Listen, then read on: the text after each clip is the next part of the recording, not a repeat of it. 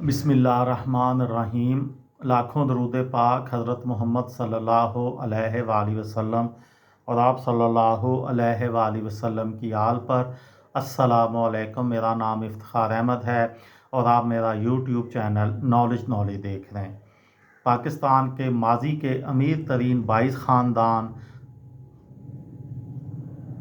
ख़ानदानों की दौलत कैसे कम हुई और नए अरबपतियों की फहरिस्त में कौन कौन शामिल हैं, उस सिलसिले में आज की वीडियो का उन्वान है दाऊद ख़ानदान।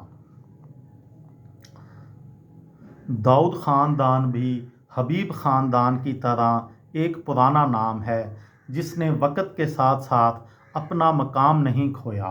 वो इस वक्त एंग्रो कॉरपोरेशन के मालिक हैं जिसकी मार्केट कैपिटलाइजेशन लगभग 2.39 अरब डॉलर है। दिलचस्प बात यह है कि सन 1968 में ये ख़ानदान 22 अमीर ख़ानदानों की फहरिस्त में एक जूनियर रुकन था। उस वक़्त ना तो एंग्रो वजूद रखती थी और ना ही दाऊद ख़ानदान के कारोबारी मफादात इतने वसी थे जिनमें अब खुराक समेत तवानाई और खाद वगैरह के कारोबार शामिल हैं। दाऊद फाउंडेशन की वेबसाइट के मुताबिक अहमद दाऊद ने कारोबार का आगाज़ मसालों की तजारत से शुरू किया, लेकिन जल्द ही कपड़े का काम शुरू किया और फिर मद्रास में, जिसे आजकल चेन्नई कहते हैं, एक ऑयल मिल, जबकि कलकत्ता में बनास्पति घी का प्लांट लगाया। सन 1947 के बाद दाऊद ख़ानदान ने अपना कारोबार पाकिस्तान मुंतकिल कर लिया।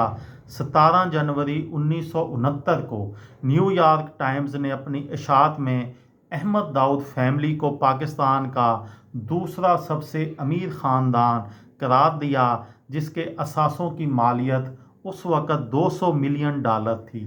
उनकी मलकियत में cotton, woollen, textile, yarn, chemicals, mining, banking, insurance, paper और फर्टिलाइज़र के कारखाने शामिल थे।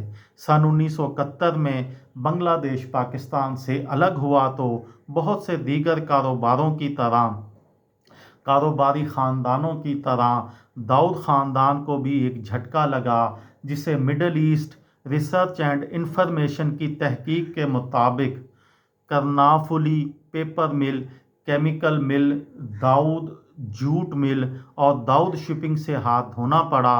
मुसन्नफ़ उस्मान बाटलीवाला लिखते हैं कि इन दोनों उनके नुकसान का तखमीना 30 से 35 करोड़ रुपए लगाया गया था।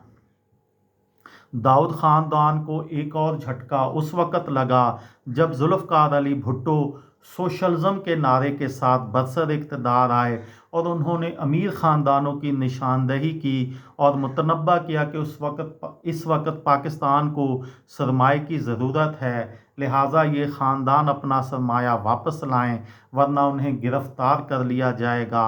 बाद में उन्होंने दाऊद फैमिली समेत कई ख़ानदानों की अमलाक को कौमी तहवील में ले लिया और उन्हें नेशनलाइज कर दिया। इस अरसे में सेठ दाऊद को नज़रबंद कर दिया गया और जब वो रिहा हुए तो अमेरिका चले गए। जब पाकिस्तान में जनरल ज़ियाउल हक बरसर इक़्तिदार आए तो अहमद दाऊद पाकिस्तान वापस आ गए और उनकी सनतों और सरमायाकारी का दोबारा आगाज़ हो गया। ख्याल है कि उनके जनरल ज़ियाउल हक के साथ अच्छे ताल्लुकात थे। सन 1997 में दाऊद ख़ानदान ने एंग्रो ख़रीद ली, जो अमरीकी कंपनी एक्सॉन ने 1977 में शुरू की थी। दाऊद फाउंडेशन के सरबराह इस वक्त अहमद दाऊद के बेटे हुसैन दाऊद हैं। पाकिस्तान में दाऊद ख़ानदान का एक और मारूफ नाम रज़ाक दाऊद हैं, जो साबका फ़ौजी सदर परवेज़ मुशर्रफ के दौर में मुशीर तजारत रहे और पाकिस्तान तहरीक इंसाफ की हुकूमत में वज़ारत तजारत का कलमदान उनके पास था। रज़ाक दाऊद सुलेमान दाऊद के बेटे हैं, जो अहमद दाऊद के भाई थे। रज़ाक दाऊद डस्कन इंजीनियरिंग कंपनी के मालिक हैं। दूसरी जानब शहज़ादा दाऊद के वालिद हुसैन दाऊद और उनका ख़ानदान एंग्रो कॉरपोरेशन और दाऊद हरकुलिस कॉरपोरेशन के मालिक हैं। टाइटन हादसे में हलाक होने वाले शहज़ादा दाऊद एंग्रो कॉरपोरेशन के नायब चेयरमैन थे। ये थी मेरी आज की वीडियो। किसी दोस्त को, किसी भाई को, किसी बहन को फ़ायदा हो तो मुझे दुआओं में याद रखिएगा। दिल दिल पाकिस्तान, जान जान पाकिस्तान। अस्सलामु अलैकुम।